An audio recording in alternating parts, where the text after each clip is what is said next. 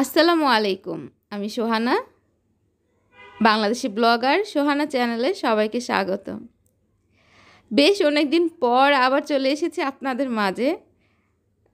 একদিন, 2 দিন, 3 দিন না, সপ্তাহ না, প্রায় অনেক মাস পর চলে এসেছি।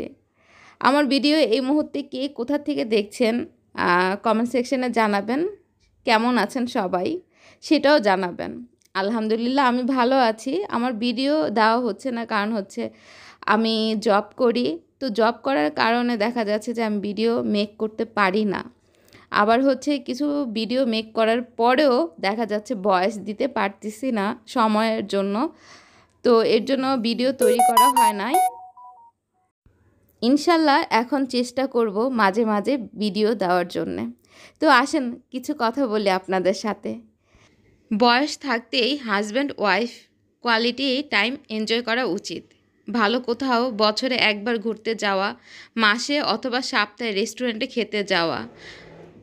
কারণ হচ্ছে তাও যদি না পারেন তাহলে হচ্ছে দুইজনে একটু কোথাও নিরিবিলি জায়গায় হাঁটতে যাওয়া বা রিকশায় করে দুজনে কোথাও ঘুরতে যাওয়া।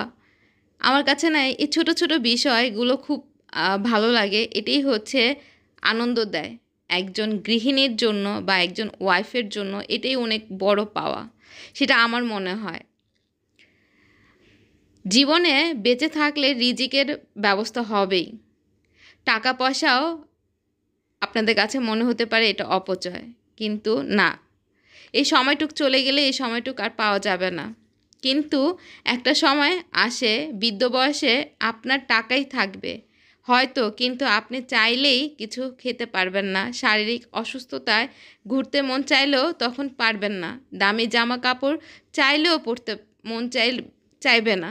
সন্তানের লেখাপড়া অথবা বিভিন্ন ধরনের রেসপন্সিবিলিটি আসবে, তার মধ্যেও সময় বের করা যায়।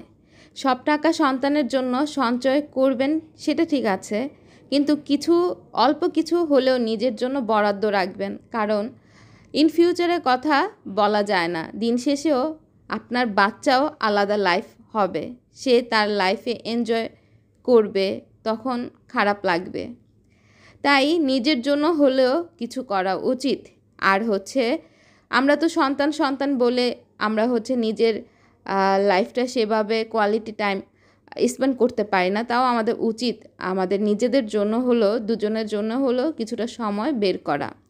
তখন মেয়ের জামাই, ছেলের বউ ঘুরতে গেলে রেস্টুরেন্টে আফসোস হবে না। তাদের এনজয়মেন্ট তখন আপনার ভালো লাগবে, তারাও আপনাকে সম্মান করবে। টেনশন, টাকা পয়সা টানাটানি, ব্যবসার প্রবলেম, হাজার মানসিক কষ্ট, কিন্তু এগুলো যেন সম্পর্কে প্রভাব না ফেলে।